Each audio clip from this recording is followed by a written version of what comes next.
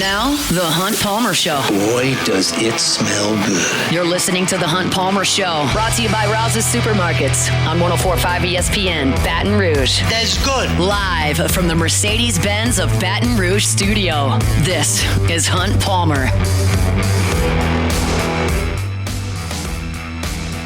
Hour number 2, Thursday edition of the Hunt Palmer Show, presented by Rouse's Markets. We're here on Radio Row getting ready for Super Bowl 59. We've had a ton of guests all week long. It's been a ton of fun, and it's our pleasure to welcome our next one. He's an all-time great in the NFL at the fullback spot. 16 years in the National Football League. He is Lorenzo. Neal, thanks for some time. How are you? Hey, I'm great, brother. It's great to be on the show, man. I remember this is where the place it all started, man. This is the place I got drafted. The New Orleans Saints played here for 4 years, had playoffs. Jimmy Moore and his son, and man, believe it or not, Fangio was here, the linebacker coach, and John Pease and all the coaching staff. So it's fitting that that Fangio's playing in a Super Bowl with his amazing defense, and I get to come back to New Orleans, man. Love this place. I did not realize that the Saints had drafted you. I'm gonna be put really?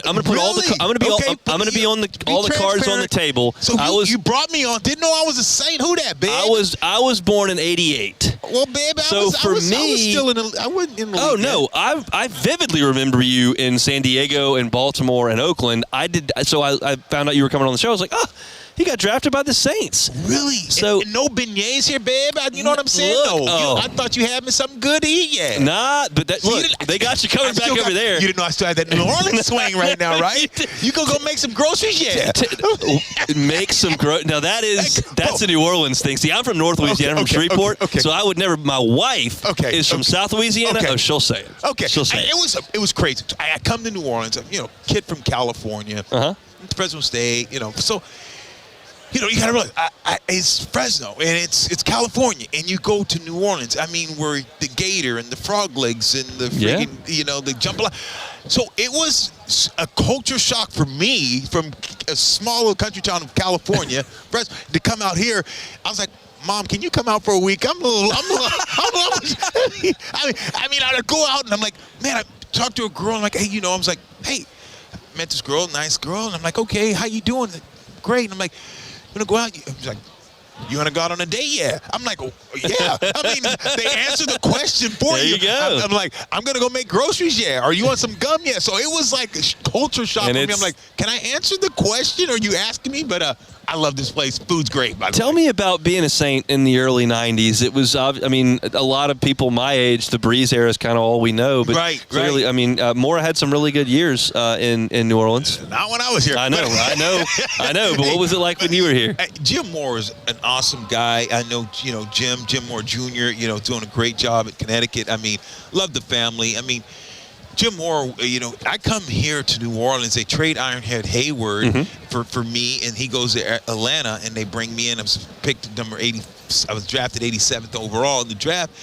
And just coming, and I come here, and it's Ricky Jackson, Sam Mills, Von Johnson, the Dome Patrol. I'm playing with Dalton Hilliard, playing with Eric Martin. Frank Warren. These dudes was like, I looked at these guys and I was scared. These brothers, man. I've never seen guys with trophy cases in their mouth. It was like, all the gold. I'm like, man. And I'm like, dude, I was like, oh my goodness. And it was Ricky's 34, 35 at the time. I'm 20, 19 years old, and these guys 34, 35 years old, and you come in, and these are men, and it's just, I remember Frank, we're in training camp, or we're in New Orleans, and we're practicing. You know how humid and how hot it is, and at lunchtime, he's sitting outside smoking. I'm like, my God, this guy's smoking a cigarette. It's 130, it's 110 degrees, and it's so humid. Some gun smoking out here. I said, oh, word, my head. Oh, what's going on? But I loved it. These guys are so tough, so mean, and just that defense was stingy. You play in New Orleans, it meant something. Bro, I came from Fresno, so it wasn't a big college, but it's okay. But we had 3 practice fields. We had turf. We had a weight room, probably 8,000 square feet, 5,000 square feet. I come to the Saints. We have 70 yards of grass. We have 75 yards of turf. We have only one practice field. We have 5 trailers. I'm like, whoa, is this the NFL? What the hell is going on This here? is what we call the Aints. I mean, it was crazy, but it's like, but then we drafted the Magnificent Five. It was me, Derek Brown, Irv Smith, Big Willie Rofe. I mean, we had some, so we had some guys that stepped in and played. We started off like 5-0. I mean, I was leading the league in rushing. I broke the ankle. So it was great. I loved it. And, of course, I moved to the new facility that's on Powers. I was able to witness the transition to the turf and 5 fields. So I did get to see that. So I don't want to make it all bad. But I remember training camp. I mean, God, you got time for this training camp? I got plenty. I got nothing but time. Okay, so I go to training camp, and, usually the rookies, you carry the veterans' pads, and you do certain things, which is, it's normal. So, anyway, they're going to play some cards. So, I'm like, I'm the only fullback. Brad Muster, I don't remember that name. Brad Muster from Stanford, played for, Chicago, the Bears. Big-time fullback. You got to look him up. Brad Muster. I know it's before your time, so I know you're like, Lo, what the hell you're talking about? I'm too old. He's like, you're like, you brought this old man on. This guy's trying to mention names. I'm all ears. You're like, what? So Brad's injured. He's a fullback, but he's injured. So they brought him in. He's a big free agent. So but they draft me as a rookie. He's probably going to back him up. But he's injured. So I'm at training camp. I'm the only fullback. So I'm running lead draw, ISO, power. It's the Saints. It's Jim Moore, physical, beat downhill. So I'm the only fullback. So I'm getting beat up. And I remember saying, okay, I told you guys, Ricky Jack, get us some beer because we had a night off, whatever. So I'm going to bring some beer, whatever, to the room and help out. And I'm like, look, just the next day, make sure you guys don't hurt me. Make sure not hurt me. Let's take it easy. Let's brother-in-law. So when I'm bringing you guys beer and pizza, so when we run lead, I'm going to look at you and get, the brother-in-law. So we'll just come up and make it look good, thud. Or next play, next day, I'm like, all right, cool. At least I'm the only fullback. They're going to take it easy on me today. We run lead. Sam Mills come in and put me on my butt. It's like, dude, what good was the pizza? What good was the pizza? I'm cracking up at all this Jacob Hester is going to be losing his mind when he hears about this because he tries to talk about fullbacks 4 times a week all year. Oh, yeah. And he brings up your name consistently. Now, the question They made me tough. They made me mean. The question I'm going to ask is, you left San Diego in 2007 as a fullback, and you went on to Baltimore, and Hester took over as fullback after that, he and Mike Tolbert. Is it true that was the true downfall of the Chargers? When they replaced you with Hester and Tolbert, the franchise never recovered? That was good. That was good. I love you, man. Yeah, you know what? You're my agent, man. You know what? I think when you look at the fullback position, that was what I was going to ask next. Like, what do you think when you watch football now? It's sad because when I played Sam Gash, if you look at Sam Gash, watch what he played in Buffalo and Baltimore, seeing this guy hit you, he would bring guys to their knees. When we saw guys, what up, baby? What it do? Did you see so many guys that played the game? And you like Mike Allstott, the A-Train, run on over guys, running through guys. I think if you talk about fullbacks, look at friggin' Moose Johnson, what he did for Emmitt Smith with the neck roll, watching him get downhill and blow guys down, run guys over.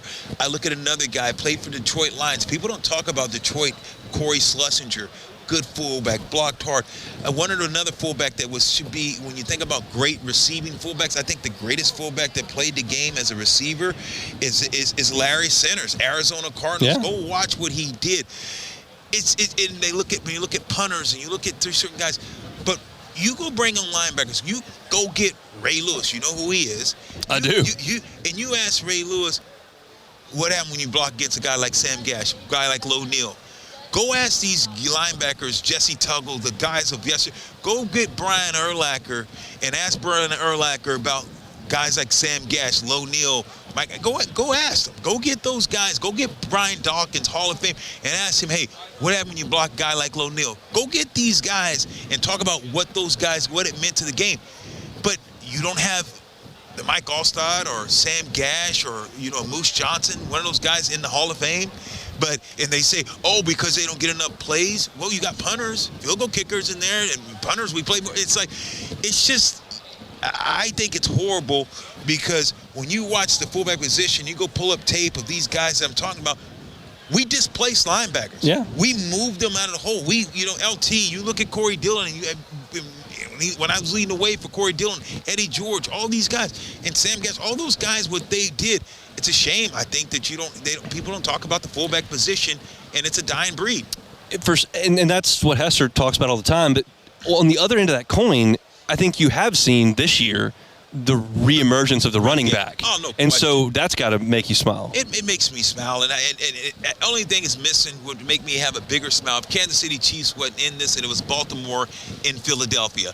Because then you would have the number 1 and number 2 rushing teams in the league, and that would have been vindication for me, because what Derrick Henry and what Saquon was able to do, and the Dallas Cowboys, Jerry Jones didn't want to sign either one of these guys, and Derrick Henry picked up the phone and called the Cowboys, and they wouldn't return his call. I mean, when you think about that, and you think about the way that the running back position has been devalued because of the fact it's like, okay, they can only play after 4 or 5 years. They're done because they're taking so much of a hit. If that's the case, then pay them for the first 4 or 5 years. Then make an exception to the rules. Make them make 50 or 60 or 70, whatever they're worth during those first 5 or 7, 8 years when they're healthy, instead of saying, because that's the only position that you want to devalue after years 6 and 7. Yeah. Linebackers, quarterbacks, after 6 or 7 or whatever, offensive linemen, now you're in the money. Why is it that for run back? I could do this all day. They're telling me we got to wrap you up. Wrap it up. We appreciate it, Neal. That's Lorenzo Neal, all-time great fullback. Enjoy the game this weekend. Thanks, brother. Cheers. Great conversation there with Lorenzo Neal, as, again, like I said, one of the greatest in the history of the NFL. 4-time Pro Bowler, 2-time first-team All-Pro, and former New Orleans Saints draft pick, Lorenzo Neal. Guy with a lot of energy, a lot of passion, loves the game of football, and not thrilled with the way that it's going with chunking it all over the yard. But, hey, guy was fun to watch in his time. And now I get to tell Hester that I interviewed one of the great fullbacks of all time, and he'll be a little bit jealous of that. We're chugging right along here. It is, of course, a Thursday edition of the Hunt Palmer Show. The Hunt Palmer Show. Highland Insurance Group, HighlandIG.com is the website. How often do you get online and give a Google review to your insurance broker? Probably not that often. The Highland Insurance Group, it happens all the time. They've had over 100 Google reviews from their clients because they do such a wonderful job that people actually notice how great their insurance is being handled. If that's not the relationship that you currently have with your insurance broker, then change that. Give the Highland Insurance Group a call or go visit them online at HighlandIG.com. Jonathan Carver and his team are fantastic to work with. They're right there in Baton Rouge. They can help you out statewide with your commercial property and casualty insurance or with your group and employee benefits. It's the Highland Insurance Group. Check them out online at HighlandIG.com, HighlandIG.com. The Hunt Palmer Show, live from Super Bowl 59 Radio Row in New Orleans. Presented by L'Auberge Casino Hotel, Baton Rouge.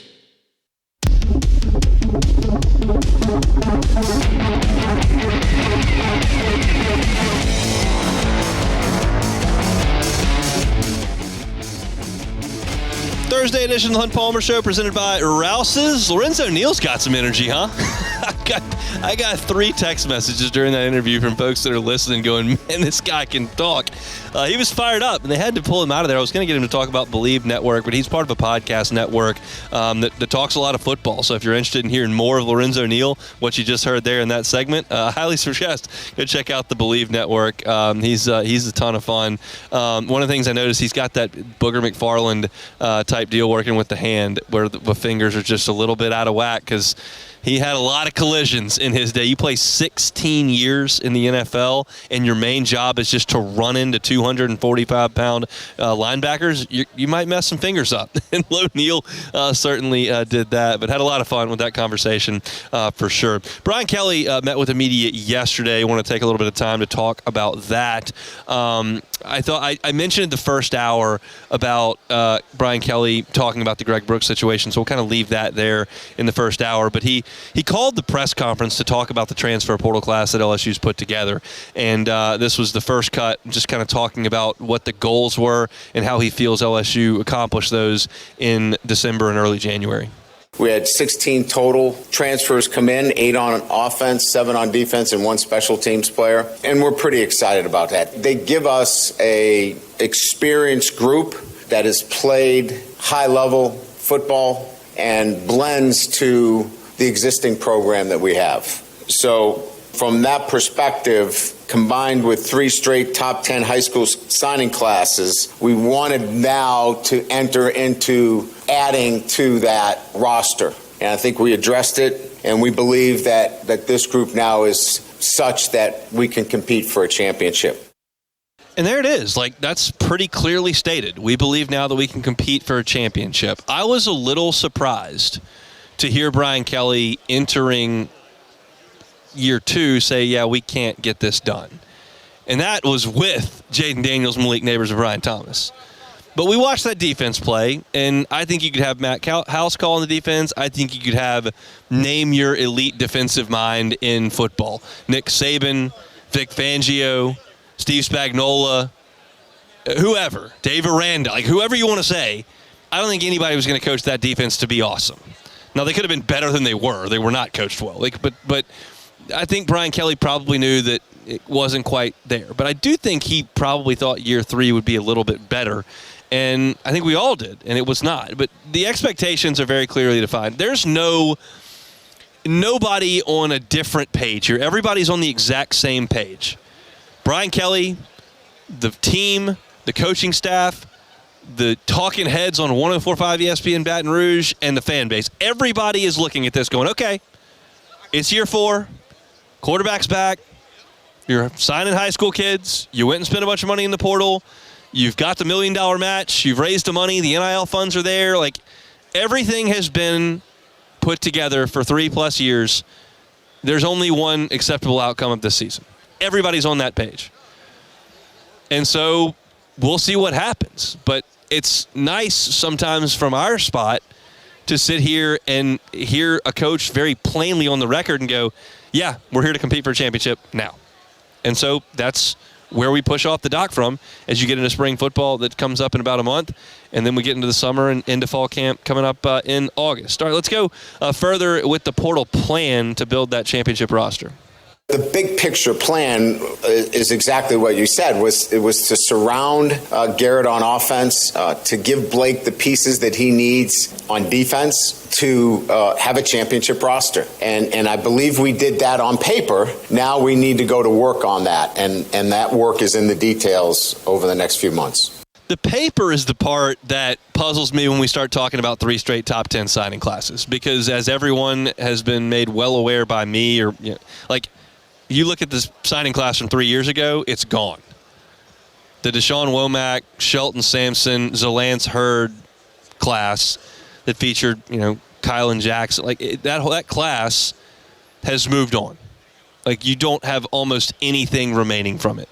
You've got Whit Weeks, you've got Ashton Stamps, you've got DJ Chester, but it is a shell of what we thought it was when they inked, and that's all on paper.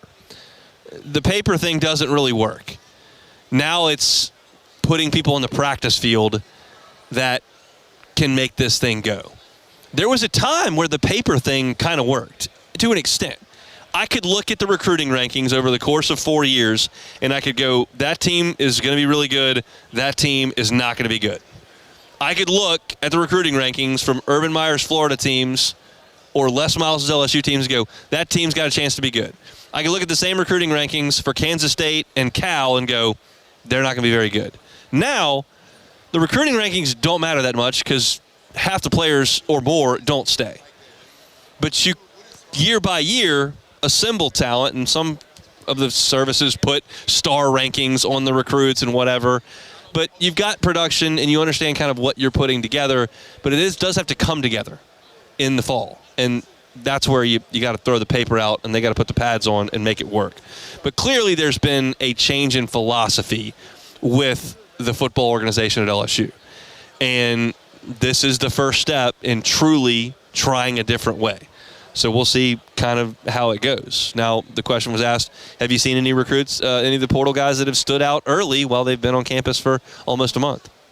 Experience at the tight end position to marry with a really exceptionally young player in Tradez, but bringing in Bauer Sharp, who's got a lot of experience and, a veteran kind of presence there at the tight end position. He's been outstanding. I think Jack Pyburn brings more than just his ability on the field, but how he impacts everybody in the locker room and in the weight room. His demeanor, his attitude is infectious. I think those two guys. And I'd say, Mansour Delant has been very, very, I think, impactful at the cornerback position. We've got some younger guys, some guys with experience, but we don't have a veteran player back there. And his leadership and just the way he's handled himself has been outstanding. You hear this about Pyburn, anybody you ask, whether it's folks at Florida or folks now at LSU, when you bring up Jack Pyburn, it's the mental and the emotional and the attitude portion of it that stands out more than the production at Florida or the draft stock or what stars he was rated by the transfer portal folks. It's like, this guy's a wild man. And he's going to come in and he's going to whip everybody into shape, and he's going to be the guy who lifts the hardest and practices the hardest and plays the hardest with the most emotion, and that's what he's going to be. And that's a good thing to have on your defense. I wish Jack Pyburn had 8 more sacks at Florida than he does. I wish he was a proven elite pass rusher, but he is a proven run stopper. He is a physical presence on the edge. He is a guy that you can absolutely trust to stop the run and to play hard in short yardage situations, and that's all on the field. But you're going to get a guy emotionally that immediately steps in as a leader. And I heard Hester talking about this a little bit in the morning show, but and I don't even have to have been a part of a locker room to make this observation. Like, in this age of half your signing class, if you stay at a school for 3 or 4 years, leaving over the course of those 3 or 4 years or more, and then 16 guys coming in mid-semester to go do spring football, like, there's a lot of getting to know people and assimilating folks into your culture that you've got to do. And it sounds like Pyburn, it took him 5 minutes. And then you can kind of bring everyone along. And as Hester pointed out this morning, like, if that wouldn't have been received the same way 10, 12 years ago. But now it's just part of it. You're just going to have a lot of new guys. And it feels like Pyburn's going to fit in really, really well. As far as Delane goes, I think what Brian Kelly said there is kind of echoing how I've broken it down, where, like I've said, I'm not sure where Mansour Delane's going to play. I don't know if he's an outside corner. I don't know if he's a nickel. I don't know if he's a safety. I don't know if he's a star. I'm not exactly sure what they're going to do with him. But I think his presence and versatility will allow him to kind of do what's necessary and other guys around him to do what they're best at. That's kind of been my read on the situation. And he mentioned him as a veteran presence, and that kind of speaks to my assumption on his role in the secondary. But the other guy who's played a lot and has got some accolades and does have versatility positionally is Tamarcus Cooley, the defensive back from NC State, and Kelly talked about him yesterday as well. You're either trying to get a third corner on the field or you're trying to get the next best safety on the field, depending on how you play that position. He can do both. So his versatility, his ability to play man, his ability to run down plays really stood out to us. And an experienced player at that position. We're not very experienced at that position. Going into camp, Juwan Johnson was a backup, and that's a true freshman. So having an experienced player at that position allows, again, and I think I said this earlier, allows Blake many more opportunities to do the things that he needs to do on defense. Now, in that answer about Tamarcus Cooley, he mentioned Juwan Johnson. And I can tell you that Juwan Johnson was working out at the star spot in fall camp. He was the backup to Major Burns. And Tamarcus Cooley doesn't look anything like Major Burns. Major Burns is like 6'2", well over 200 pounds, looks like a tall, rangy safety. Tamarcus Cooley is sub 6 feet and 200 pounds and looks like he looks more like Sage Ryan than he does Major Burns. But he's got all that versatility that Brian Kelly was talking about. And if you watch his highlights and then you just take a glance at the stat sheet, you can tell Tamarcus Cooley doesn't think twice about sticking his nose in there and making a tackle. He's just fine with that. So that is part of that versatility. He can run and chase down plays, as Brian Kelly said there, but he can also get in there and make a tackle in the ground game. And so Cooley and Delane give LSU a lot of versatility as they try to figure out where everybody else is supposed to go. The last bite I want to play here from Brian Kelly yesterday was the perception that LSU had let some folks go because revenue sharing was coming and they had to cut expenses. If you'll remember, Jacoby Stevens was let go. Nick Brissett was let go. There were a handful of administrative people inside the program that are no longer with LSU. And there was a prevailing thought and speculation that, oh, well, they got to pay these athletes $20 million. Like, they're going to get rid of some of these folks that may have a salary that they can put back in the kitty and not lose a lot of production. That was an assumption. Brian Kelly was asked point blank, like, is that why you did some of this? No, and I think that's a natural question to ask, and that revenue sharing comes to us, assuming that the House NCAA decision, is finalized. But I know there are some programs around the country that have had to cut back, but that has not been the case here. So there you have it. That's one of those deals where he can tell the truth or he can kind of make something up there, but that's the answer that you've gotten from the guy that's in charge of the entire football program. So he says, no, we've got an idea of what we want to do, and we're implementing that. I'll kind of leave it at that. We're here thanks to the folks at LeBear's Baton Rouge. Appreciate them for allowing us to be here all week long on Radio Row for Super Bowl 59. Chiefs and Eagles coming up Sunday. We're back tomorrow for another day here on Radio Row, and excited about that. We got two segments left to go.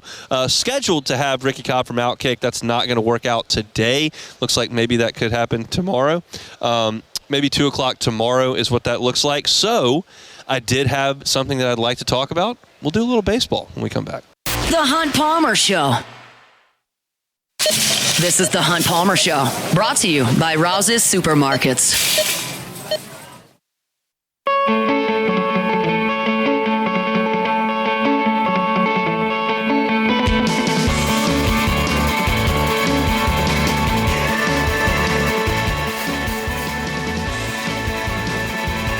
Thursday show is brought to you by Rouse's Markets, official supermarket of the New Orleans Saints. If you're going to a Super Bowl party this weekend, looking for your chips and dips, wine and spirits, cold beer, all that can be found at Rouse's. Plus, they got king cakes. And they got a lot of king cakes. They're going to bake 600,000 king cakes during carnival season. So if you'd like to bring a king cake, whether flavored or just a standard cinnamon, to your Super Bowl party, they can help you out at any Rouse's location. Our Thursday show is brought to you by Rouse's each and every week. All right, as y'all know, at LouisianaSports.net, every morning I've had an LSU baseball position preview, went around the diamond, now into the pitching staff, and published relief pitching earlier today just before lunchtime. It was a little eye-opening to do a full dive-in on the relief staff that I've got coming into this year, because the amount of pitchers that are gone from last year's team is just larger than I remember. I knew Griffin Herring was gone. I knew Ned Ackenhausen was gone. I knew Christian Little was gone. Certainly Cam Johnson's a big name, so you realize that. And then Fidel Ulloa, you remember that as well. But you also have to consider guys like Aiden Moffitt, like Justin Lohr, that are no longer here. Micah Bucknam pitched a little bit late in the season for LSU. So in total, that's 1, 2, 3, 4, 5, 6, 7, 8, 9 guys just from the relief staff. That's not even counting Javen Coleman or Luke Holman or Gage Jump. I mean, you've lost a ton of pitching, and it comes as no surprise because last year you had 8 pitchers drafted, and the year before that you had 7. So you've had 15 pitchers drafted over the last 2 years. Jay Johnson's been on record saying that's an SEC record. I'm not going to go look that up, but I'll take his word for it. Sounds good. So you had to overhaul this entire thing from a pitching perspective. So what did they do? And I'm not really bringing in a lot of the starters' names here. Connor Ware, transfer from JUCO, who we've talked about a bunch. Cooper Williams, freshman, they took from Texas A&M at the 11th hour. Dalton Beck, who I thought was a hitter as of June of last year, was a great hitter at Incarnate Word, but is a left-handed pitcher. Jacob Myers was Nichols' ace. Chandler Dorsey, South Florida's closer. Connor Benj, relief arm from Dallas Baptist. Maverick Rizzi, 6'9" freshman from the Northeast.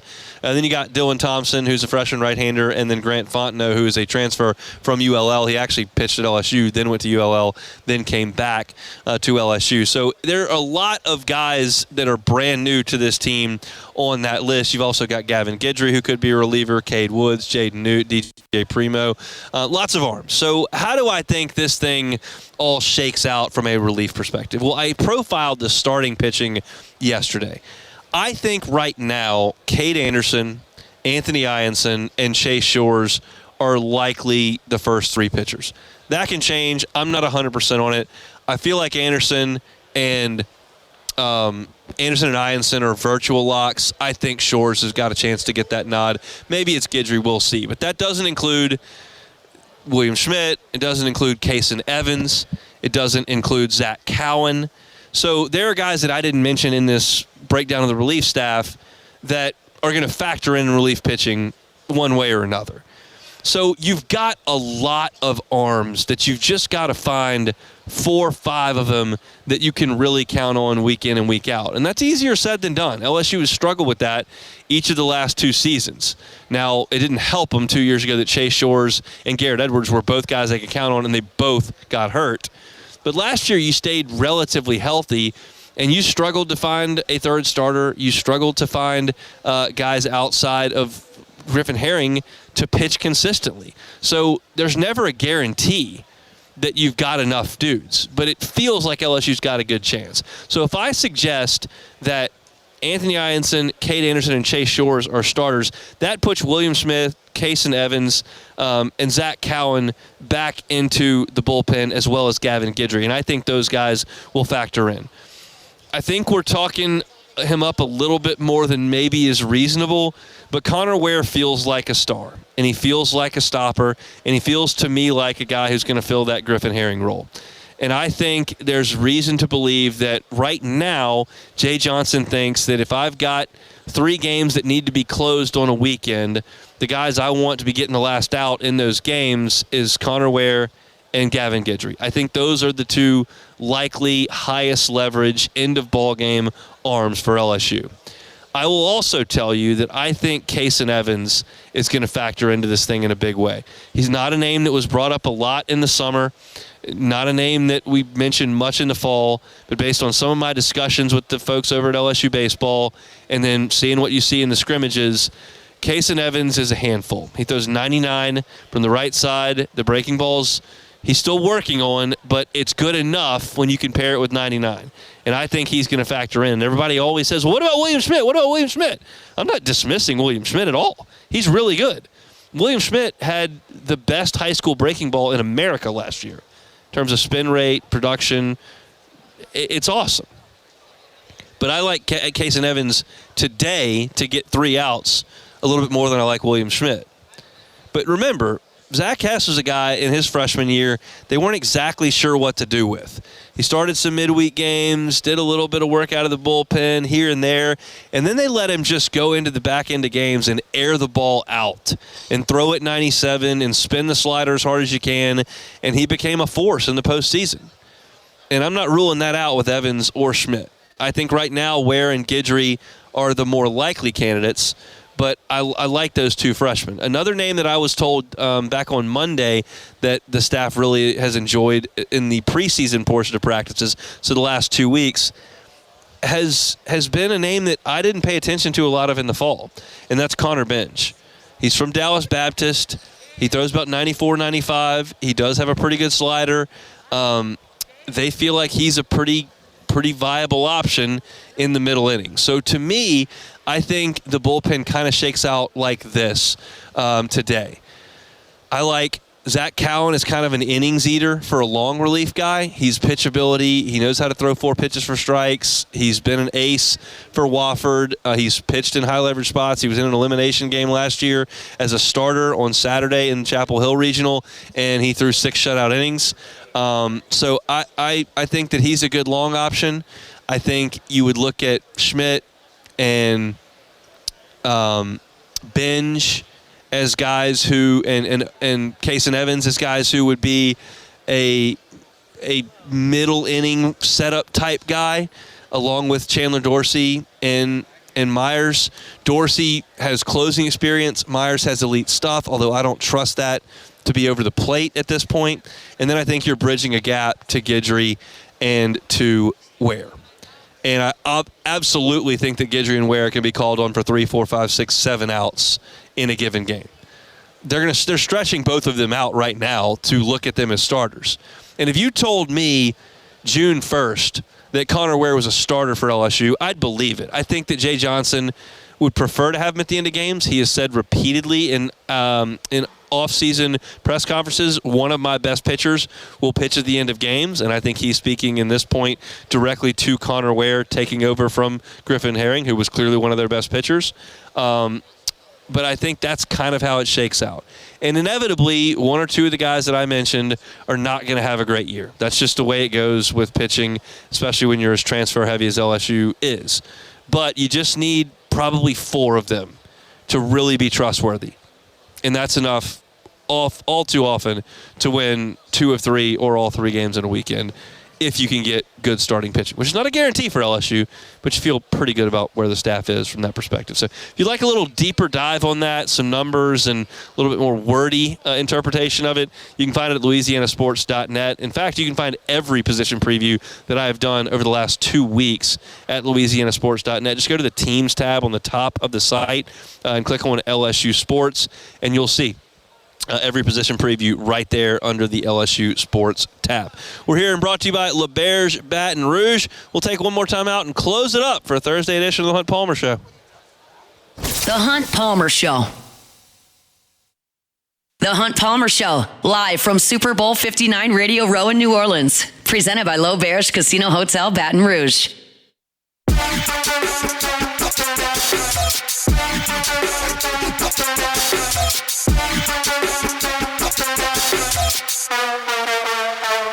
OTB, AFR, and the Hunt Palmer Show have been with you all week on Radio Row, walking you up to Super Bowl 59 in New Orleans. Our coverage is presented locally by LeBear's Hotel Casino in Baton Rouge.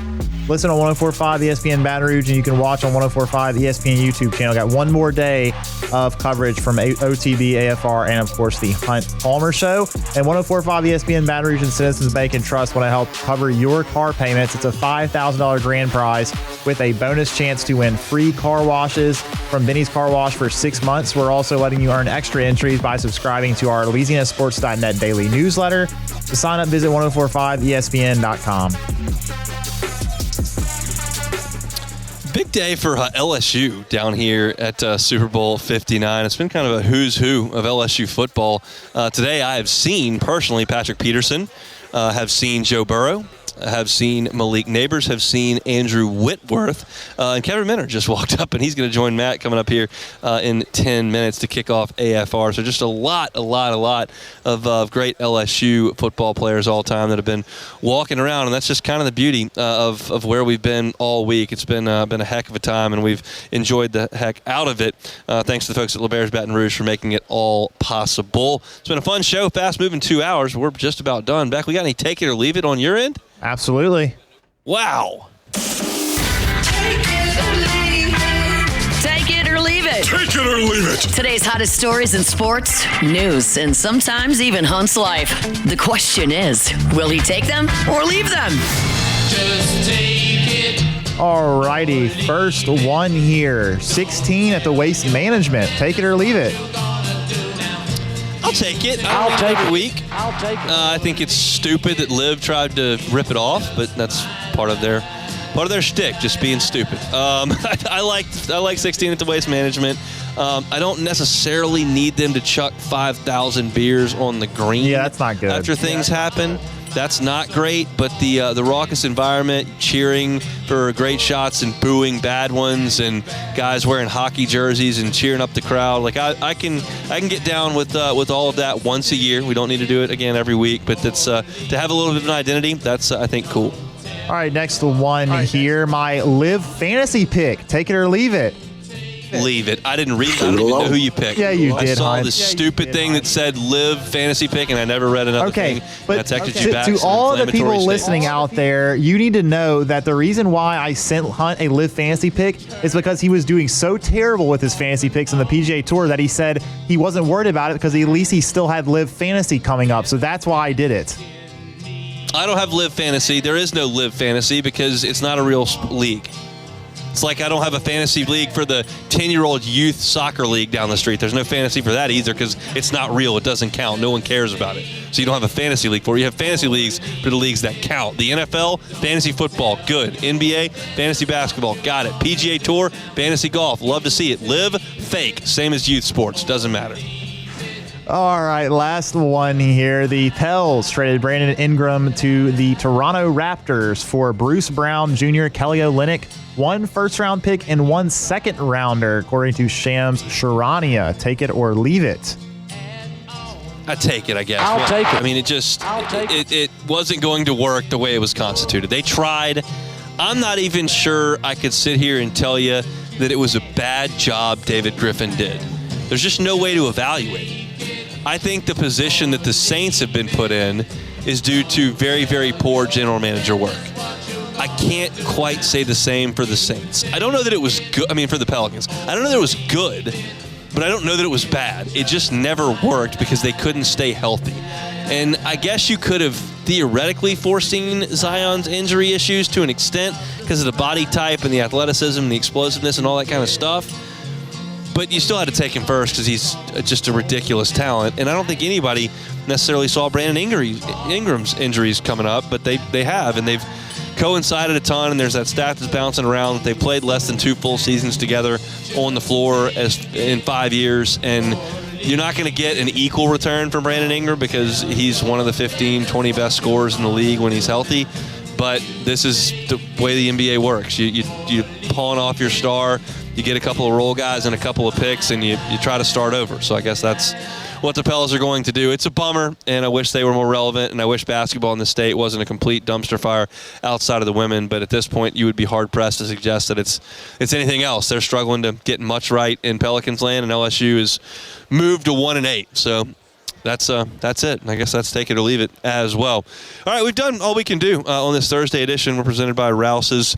If you missed any of the show today, you can always catch it on demand at 1045ESPN.com's on-demand tab, Apple Podcasts, Spotify, Google, wherever you find your sound. You can always find us. We always appreciate you searching us out for our LSU content at Hunt on LSU, our Saints content at Hunt on Saints. I opened the show today with LSU's awful basketball loss last night in Athens. Quickly moved into some LSU football talk with Brian Kelly's press conference comments on Greg Brooks' situation. There's actually been an update to that story, which we're going to publish at LouisianaSports.net here shortly. Brooke Shuley jumped on aboard. She's a sports psychiatrist. That was an interesting conversation that we had there. I mentioned Jalen Hurts at the end of hour number 1 and the journey that we've kind of seen him on. Lorenzo Neal was awesome at the top of hour number 2, just a passionate dude who loves talking ball, and we did a lot of that at 2 o'clock. Brian Kelly's sound on the transfer portal. You can find that at Hunt on LSU on YouTube.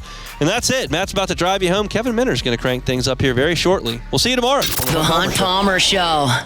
Video Security Solutions, AVSSLA.com is the website. All your audio, all your video, all your security, all handled by one company locally, and that's Audio Video Security Solutions. I tell you this all the time. Go to Instagram. Check them out. AVSS_BR. AVSS_BR. You can see some of the really cool things that they're able to do for you. If you're like me, you're technologically inept, but you'd like to have a cool home entertainment system. You'd like to have your home wired for sound, surround sound. You'd like to have your televisions up and functioning and doing things that they need to do. Mitchell Fisher and his team can handle all of it for you. And the customer service after the installation has just been first class for us for an entire year since we moved back in the February of last year. Go online and check them out at avssla.com. They're in Baton Rouge. They can service you just about anywhere in South Louisiana for your audio, your videos, your security. It's all there at avssla.com, avssla.com.